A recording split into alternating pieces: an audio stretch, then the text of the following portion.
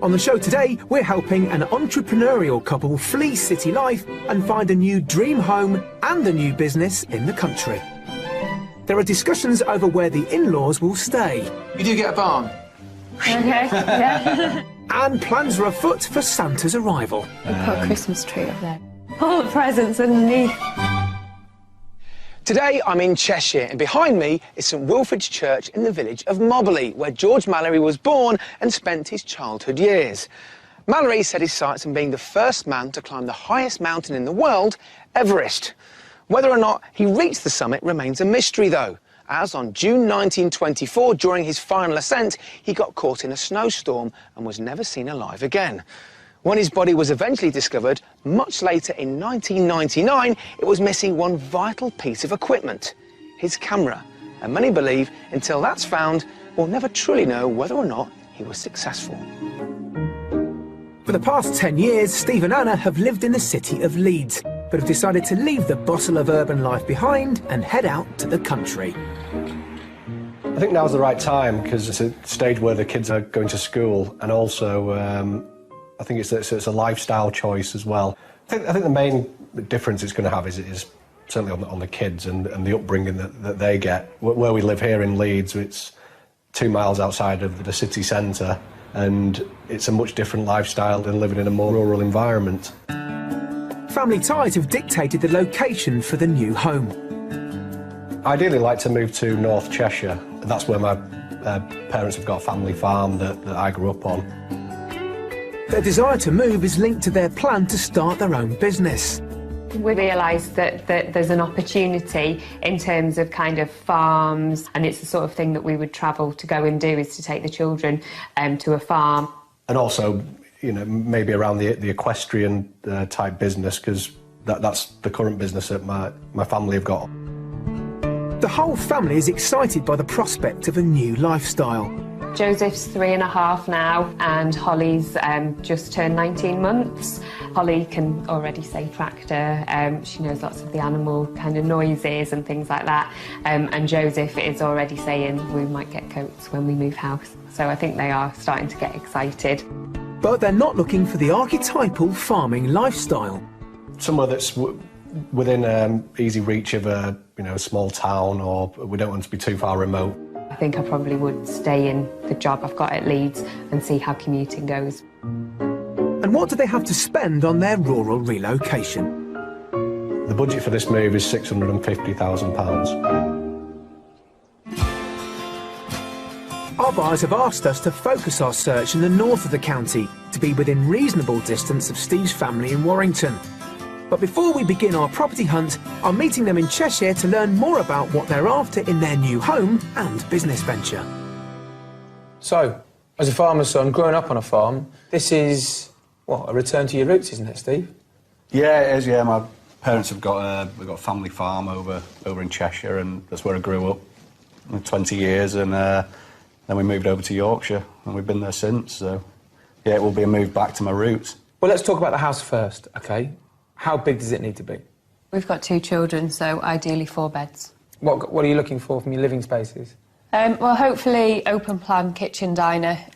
We've got that at the moment, and we do spend quite a lot of time in the kitchen, and then maybe doors out to the garden from there. That's what we've got, and it seems to really work for us at the moment. But I think we're pretty flexible on everything else. I mean, 4 bedrooms. I know you've got 2 children. Yeah, we could live with 3.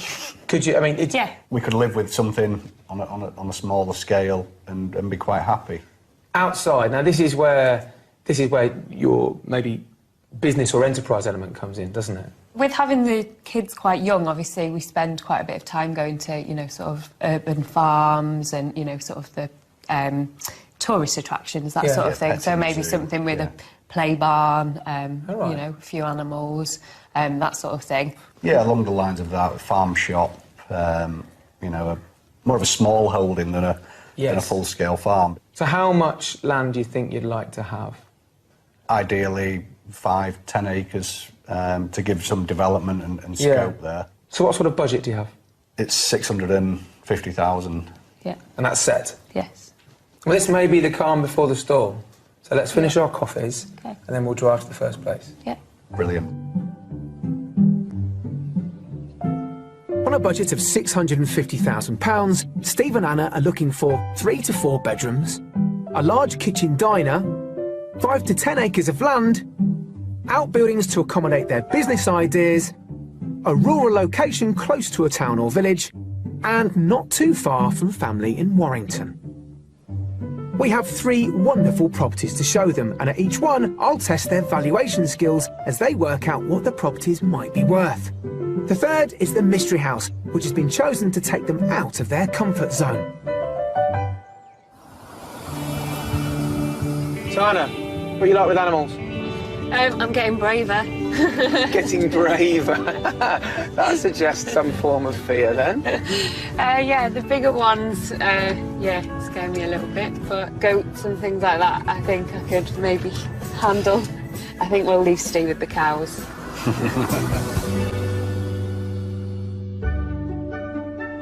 We begin our search in the village of Kingsley in the north of the county, around half an hour from Steve's family in Warrington. Nearby is the Anglo-Saxon town of Frodsham, once a thriving 13th century port situated between the River Weaver and Mersey estuary. Today, it's a vibrant market town with a variety of independent shops, and much of the architecture is a reminder of its heritage.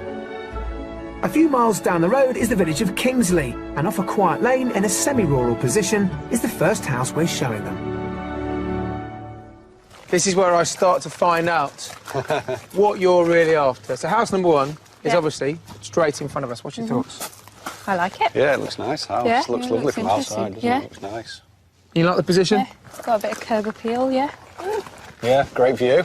Good. We'll talk about the barn later. Okay. All right? Yeah. Small animals, not big ones. Small. It's fine. This renovated farmhouse has undergone radical restoration and extension over the last 3 years, but retains its character features within a modern interior. Entering via a spacious entrance hall, we're heading for the kitchen diner. Let's start off in the kitchen. Very nice. That's lovely, yeah. Plenty of It's space, exactly yeah. what we kind of go for from the kitchen, open plan. Very light, Yeah. patio doors out.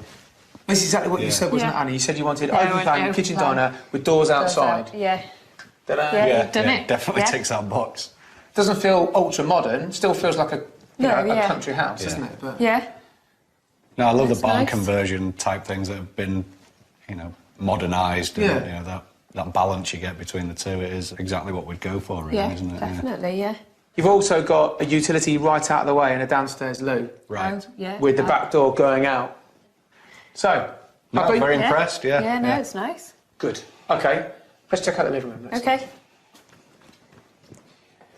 It's got a really handy little office that used to be a downstairs shower room. Right. Okay. More compact. What do you Yeah. think? Yeah, again, it's really nice. It's well done out. It's nice character with the wood burner. Yeah. Quite like that. Yeah. Not the biggest room, but it's Yeah, for a living room, yeah. It does. It still feels a little bit small. Yeah. It is, I mean, it is, but I think because you've got that big Yeah. kitchen dining room, I think you'd probably spend most of the time in there, wouldn't you? yeah, Yeah. we do as a family anyway. Yeah. Let's take a look at the master bedroom, shall we? Great. Yeah. Just squeeze through. There you go. Upstairs are 3 double bedrooms. 2 and 3 are served by a modern shared bathroom. But first, I'm showing them where they might sleep. This is clearly the master because you've got a built-in wardrobe, a walk-in wardrobe, and Nice ensuite. week. Yeah. Again, Nice. it's nice. Yeah, it's nicely done. Nicely done, nice and Yeah. clean and modern, which is Yeah. what we go for, really, isn't it? So great to have the ensuite as well. What you don't get is a spare bedroom. Okay. Might be options in the future with these outbuildings anyway, so should we go and take a peek at those? Yeah, that's Okay, great. cool. Yeah. The grounds of the property will be the clincher. To the rear is a secluded hedge-lined lawned garden with patio area. To the front, there's more lawn along with plenty of off-road parking, a double garage, a barn and paddock area.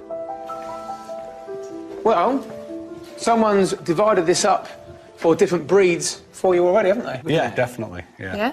Now, you don't get a huge amount of land. I mean, the whole plot available is about an acre. Right. okay? Yeah. But you can see how an internal workings of a petting zoo or whatever, you just sort of do it work here, can't you? Yeah. Yeah, it's whether an acre is enough, you know, to expand things beyond a certain size, really. Obviously, there's not a whole amount of land here, so when I go outside to that paddock and figure out if it can work or maybe not work for you. Great. Yeah. I think these outbuildings offer some real potential if planning consent could be gained for some sort of visitor attraction. This really is the extent of your land. So I know we're squeezing the land option for you, aren't we? You know, the house, lovely house, great. You could see us living in something like that. Yeah. You know, the barns, you know, great start of something you could build on there. It's whether there's enough land, and I think maybe squeezing it too much. And if you put in a car park or something like that, I guess if it's a you've short got to walk, have, if people are going to visit, you've got to have car parking facilities. How many people do you think might be here at one time? There can be up to 20 cars, can't there, at one time, so it's a fair... Well, in that case, it's going to be a bit of a push, isn't it? Yeah. Yeah. This is option one. You're starting to maybe get a grasp of what actually you do want and also what you might be able to afford. So have a guess at the price. How much do you think this place is on the market for? Somewhere around 575. OK. Anna? I'm going to go slightly lower, I think, at 565. All right, well, this house is on the market for offers around £590,000. OK. Now, it was on the market for offers around 625. Your guesses weren't a million miles away, were they? I think another 4 or 5 acres of land, and it could be within our budget and just what we're looking for, really, so... Well, look, have a look around the outbuildings again. Go and have a look at everywhere you haven't yet seen in the house. Yeah. Because this is, you know, it's a learning process, isn't it? Yeah. What can you put up with? Where are you prepared to maybe cut the corners off your search criteria? Yeah. And I'll meet you whenever you're finished. Great. All right? Yeah. Thank See you in a you. moment. Cheers. Yeah. Well, dare I say it, this is the first step where we start to think about compromise. What parts of the jigsaw are Steve and Anna prepared to maybe leave behind? It's interesting. The converted farmhouse comes in well under budget at £590,000 and gives them 3 bedrooms, the master with ensuite, a generous kitchen diner, a living room, a barn which could be suitable for their business idea, set in an acre of land, all within reasonable distance from Steve's family in Warrington. I love the open plan kitchen diner. That's really nicely done, and the door's kind of straight outside, so that, you know, if we had the kids, they could be straight out into the garden or patio area. That's perfect, and it's really nicely done in this house. Parts of the business could potentially work. There's a good barn space that you could develop, and you could probably see 3 or 4 different types of animals in there. My main concern is around the land that the property comes with. It's not leaving much to develop the business in the future, longer term. So, seen enough? Yeah. Yeah, I think yeah. So yeah. Enjoy that? Yeah, it's good. It's a good first start, I think. Yeah. Yeah. OK. Well, let's keep going then. Brilliant. Onward Thank and you. upward. Yeah.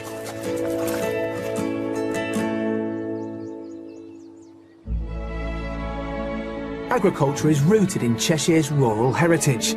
However, since the 1900s, the face of farming in Britain has witnessed huge change due to industrial progress.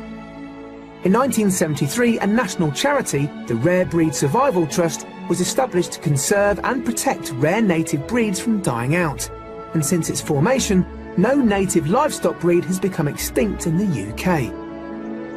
Across the country, there are 17 farm parks that have received an award for their commitment to the conservation, breeding and promotion of our endangered species of farm animals. One such place is the Tatton Home Farm in Knutsford, who were awarded a Rare Breeds accreditation in 2007. Mindful of Steve and Anna's plan to develop a visitor attraction, we've arranged for them to meet Jane Chapman, the farm's manager of 24 years, who will give them a feel for the day-to-day running of the centre. What rare breeds do you have here at the farm? So we've got nearly all the rare breeds of pigs. We've got the Saddlebacks, Tamworths, Berkshires, Middle Whites and Gloucester Old Spots. We've got Clydesdale and Shires, loads of rare breeds, poultry, sheep, you name it, and I think we've got it. So how do you educate the public about the rare breeds on the farm? Well, we do lots of hands-on, really. I think that's important. The best way for children to learn is to to either brush the horse, or we actually get the chicks out. We have an incubator in the hatchery, and we hatch out all the rare breeds of chickens and ducks. Right.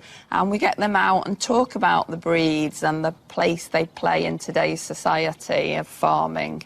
And lots of fun things. That's the most important way of learning things, I think, isn't it? To have fun. How many people does it take to run a farm like this? Well, we've got 5 full-time members of staff, so they're in 2 teams of 2 and myself. But we're lucky enough to have lots of volunteers here. We have some National Trust volunteers and also lots of work experience, and they make a huge difference.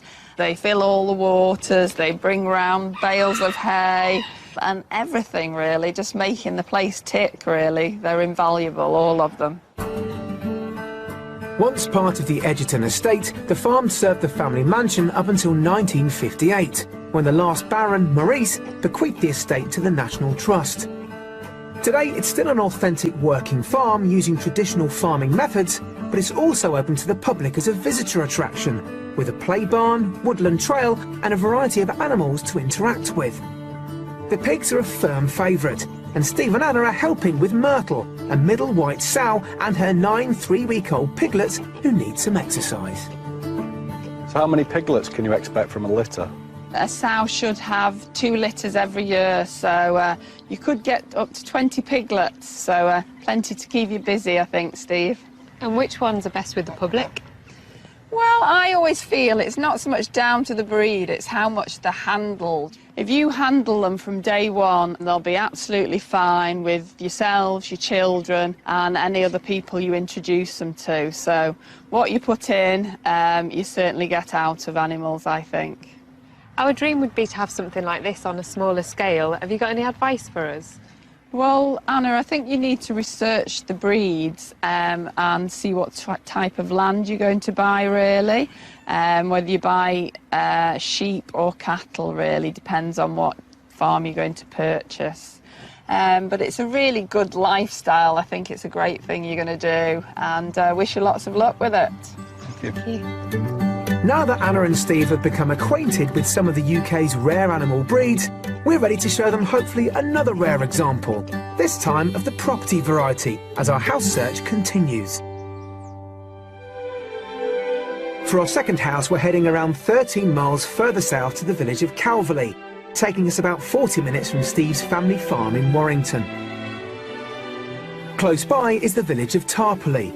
Once a staging post for the London to Chester coach, its high street developed during the 18th and 19th centuries, and as one of Cheshire's larger villages, it offers an array of independent shops to service the surrounding rural community. Around 5 miles down the road is the village of Calverley, a rural setting where we find house number 2. Now, the weather's against me. Hoping you won't be with house number 2. It's interesting. Nice. It's a totally different style, and it's certainly a totally different shape that you've got here. What do you think of the location? Yeah, well, I don't think it's not very far from the Tarporley village, which is It's lovely. a lovely village. So Yeah. What do you think of how it looks? it looks quite quirky, doesn't it? Yeah. It's, plenty of character there, though. Yeah. Let me show you inside. Yeah. Okay, right. Property 2 has been formed from part of the stables and barn that once serviced a former manor house that originally stood near this site. The impressive entrance hall has a period feel and stone mullioned windows. So, into your kitchen. Ah. I'm not blown away by this kitchen. Well, you know, sort of layout, having room for a table and chairs, but in terms of kind of style of units and the... No, it's a bit more kind of... old farmhouse. Yeah. So not your cup of tea at the moment, No. but space Right. to make it? Yeah, yeah. All right. Yeah, it's got, big enough room to, you can change the cupboards and things, can't you? So just through that door, you've got a utility room, and then you've got a guest suite, if you like. So you've got an ensuite, shower room and loo, double bedroom, and then upstairs you've got a storeroom and another room in there as well for maybe an office or a single bed. Okay. Yeah. Okay, let's keep going through. Yeah. Great. There we go. One step. Back across the entrance hall, we head through the dining room and on into the sitting room. So, after you've walked through the banqueting room, here we are. It's nice, isn't it? It's really grand. Yeah, I think, it's quite impressive, yeah. It'd look lovely at Christmas. You All the presents underneath. do think of Christmas when you come into this house Yeah, for some yeah. reason. Now, you might be wondering why we've got a different level there. Yeah. This was like the pump house underneath, really. So you've got lower ground cellar with lovely brick arches, which is still quite dry, which you access from outside. And that roof of that cellar is where this gym-style flooring is, up to there. Okay. You have a little Christmas pantomime for the performances. The play. Yeah. OK, so I think now you seem to be warming up Yeah. to this Yeah. house a bit more. So let's go and have a look at the bedroom, because that's at this end of the house as well. So Okay. I feel like we're on the right path now. Yeah.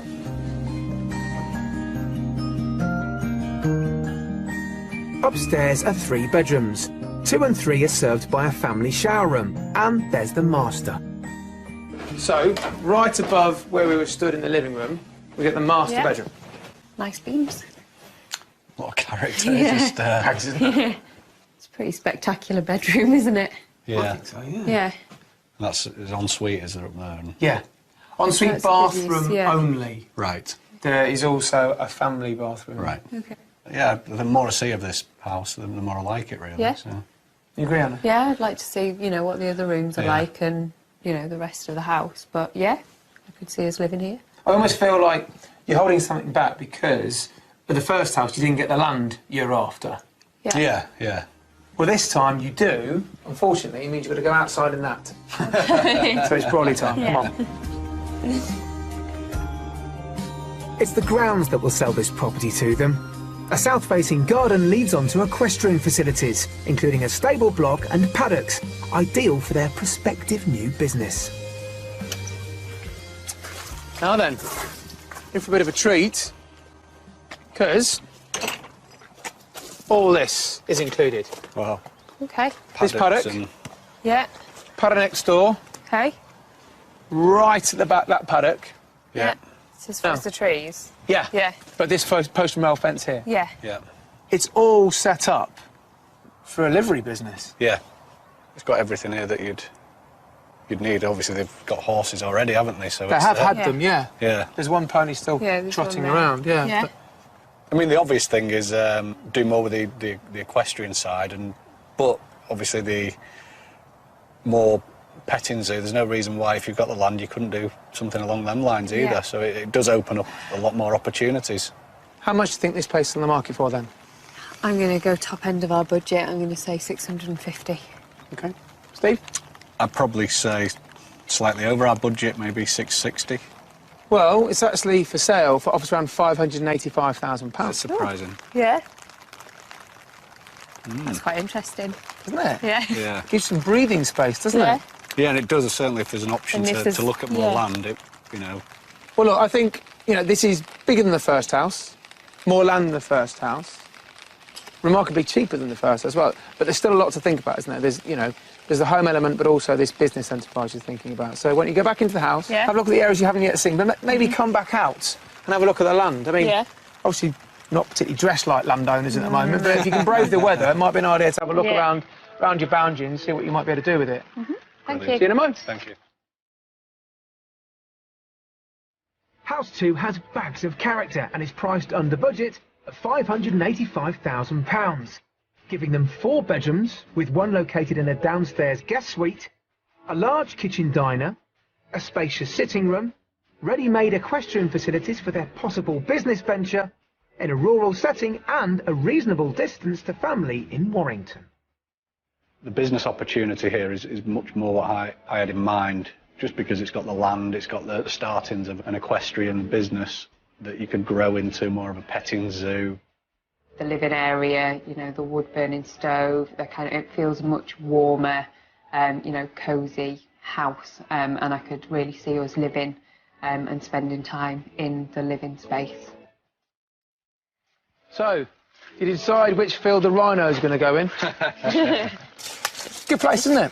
Yeah? Yeah, it is. It's certainly a property that, first impressions, I think it's certainly grown on us the more we've Yeah. seen, really. So Well, hopefully you got something to think about tonight, because that's all we're going to see today, so let's get that. Okay. Brilliant. Yeah.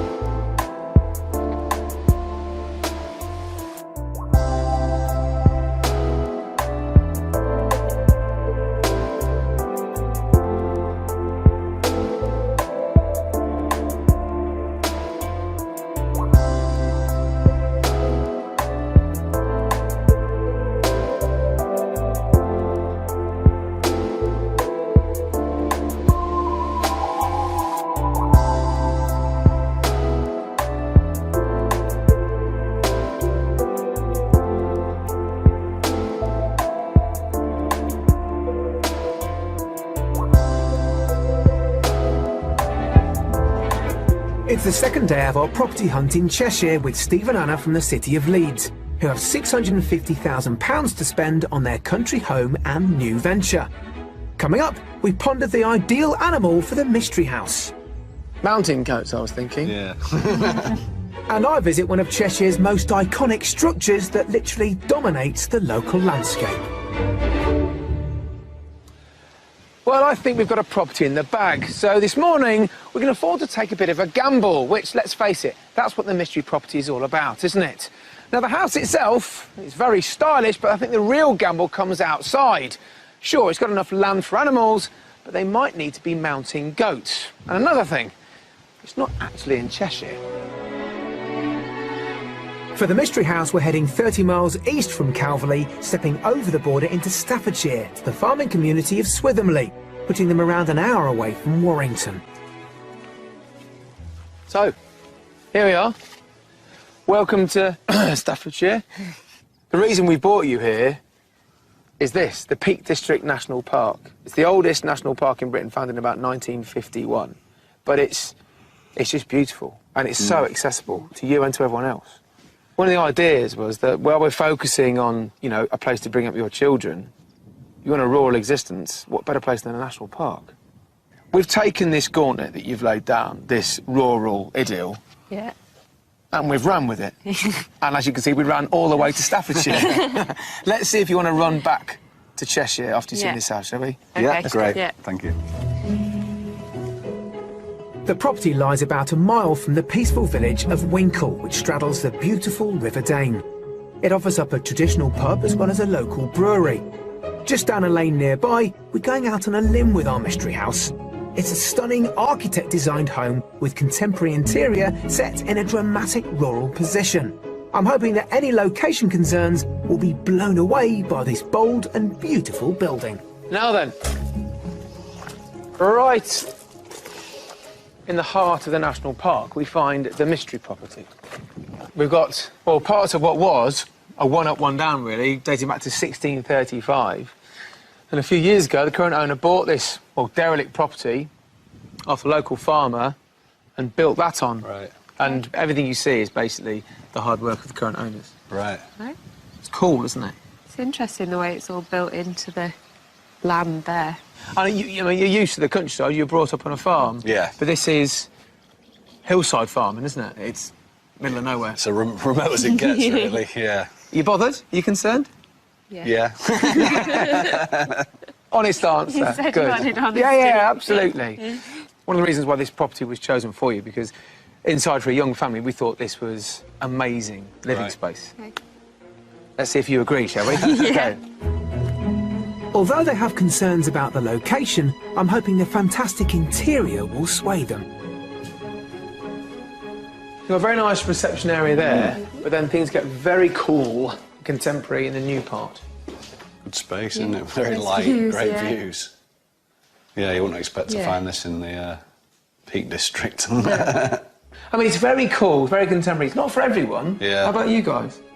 I like it. I like the style. Let's go to the kitchen next. Yeah. Yeah. We'll go through this way. Okay. A glazed roof passageway runs the length of the original property, linking the living room, entrance hall and the kitchen diner. So, the uber cool theme continues in the kitchen. It is, Very modern, isn't It it? is very modern, yeah. It's modern, and then you've got the big The wood burning. wood-burning yeah. fireplace. It's Spitting away, as you can hear. I mean, that's been put in recently. It's obviously not Yeah. original. yeah, But again, you've got the fusion of old and new. You've got that massive range there as Yeah. well. Yeah. it's a great space. You know, big open plan. We do like.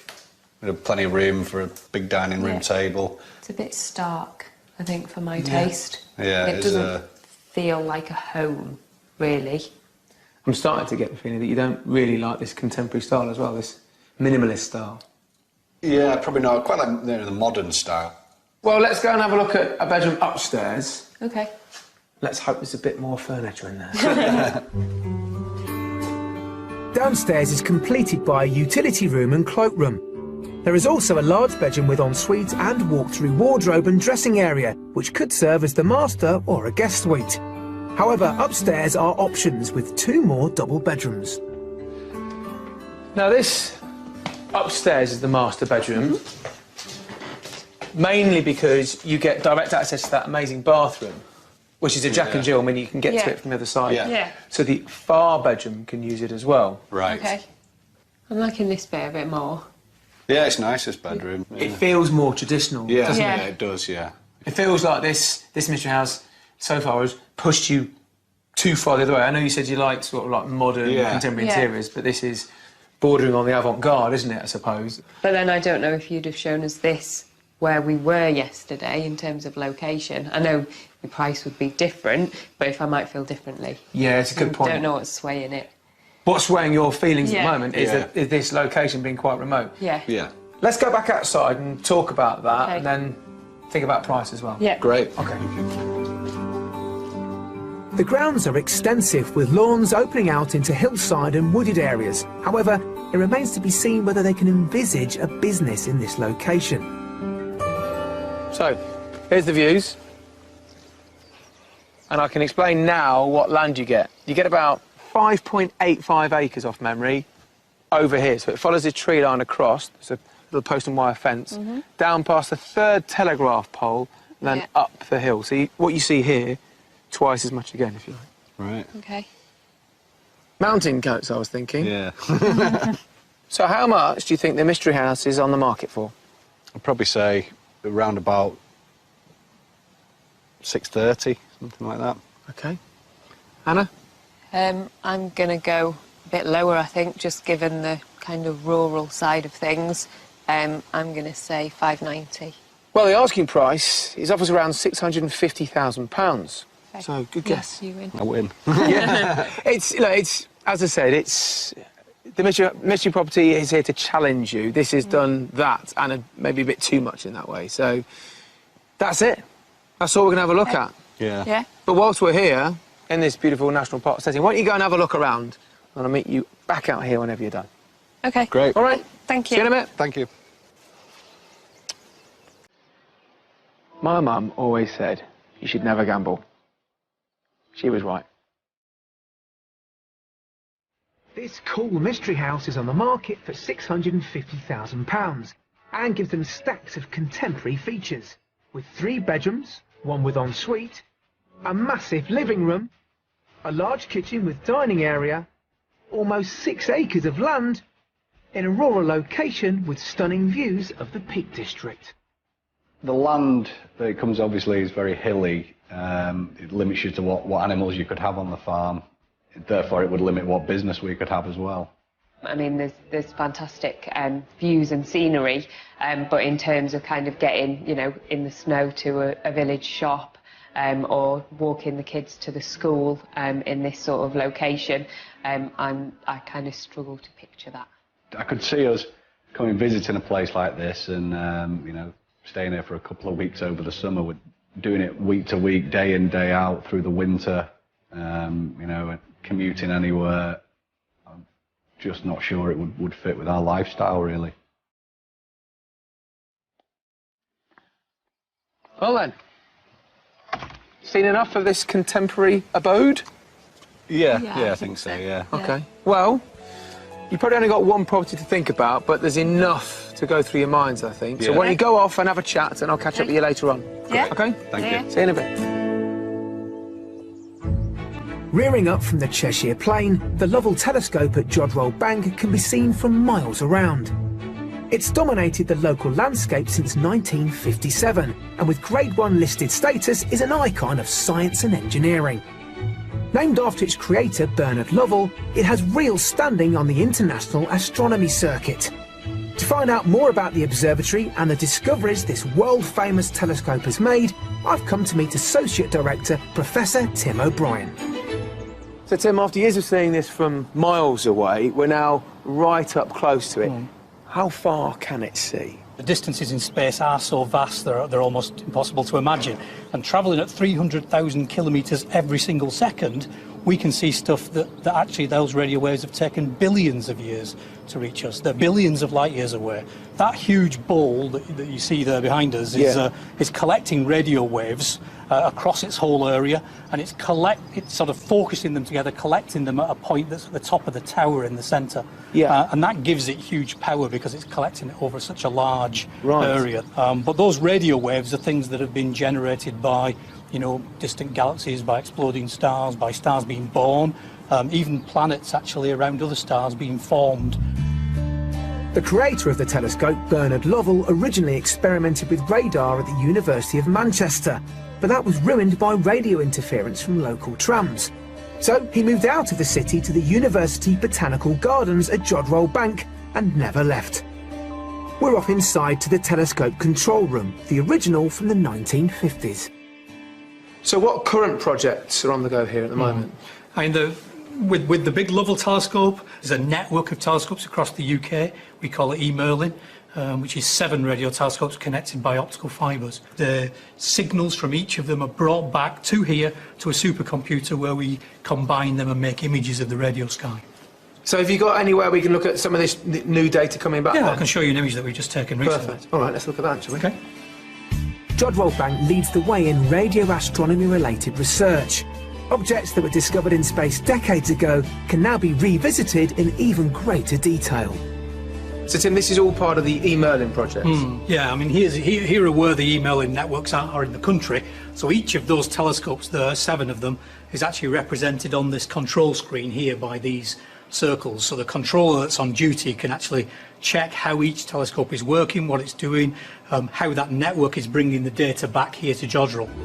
This data is converted into an image that gives us a clearer picture of an object light years away. What you're seeing here is a combination of a radio image with eMerlin, which is the coloured stuff here, and also an image with the Hubble Space Telescope, which is showing you these 2 bright things here. The object itself, it's a quasar, distant galaxy with a supermassive black hole, we discovered back in 1979. But of course you can build a new instrument and you can go back and look at things that you already knew about. You see them, it's like putting on a new pair of glasses and you see a better view of something that you knew existed already. I must say, Tim, it's been absolutely fascinating. I'm now off for a lie down, but thank you very, very much. Bye-bye.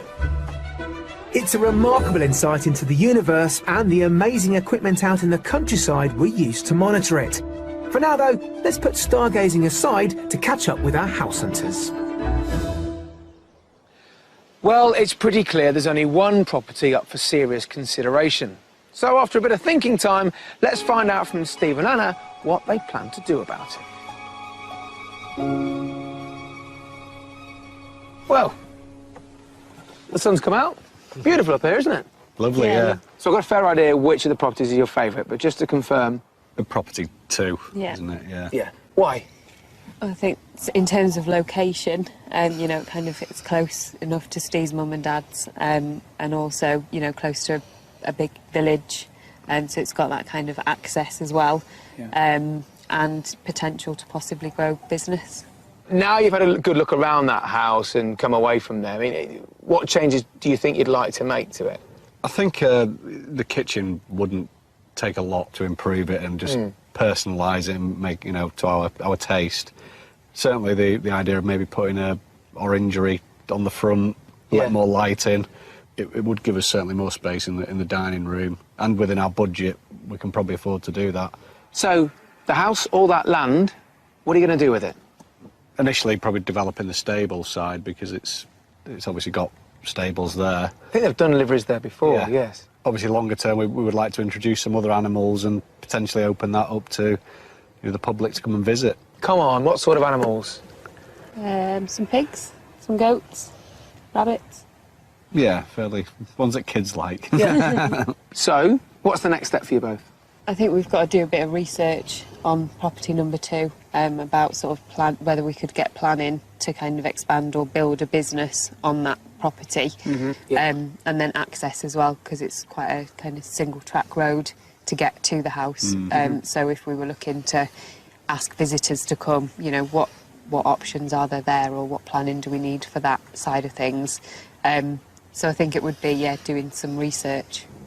Well, it's a big step you're making. I mean, the very first Next step is the second viewing, isn't it, of Yeah. course? But then there's phone calls, research, there's legwork going around the area. So I wish you the very best of luck with that. But do please let us know what you decide. Yeah. Thank you. Good luck. Cheers.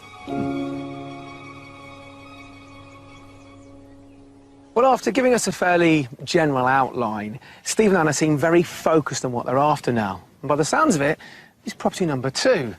The good thing, I think, is that both of them seem very practical on what to do next. Not only are they saying they're going for a second viewing, but more importantly, they're going to have a look around the whole area, meet the neighbours, look for local competition, but perhaps most importantly, speak to the local authorities, speak to the planners and see what they think about the idea of them running a business. And then hopefully, if they get positive answers to all their inquiries, then maybe they'll be making their move here to Cheshire, not only for an escape to the country, but for the whole family, a much more rural existence. See you next time. Steve and Anna liked house number 2, but after looking further into their proposed business venture, decided the equestrian facilities didn't provide all that they needed, so they're continuing their search. If you'd like to escape to the country in England, Wales, Northern Ireland, Scotland, or even further afield to the continent and need our help, please apply online at bbc.co.uk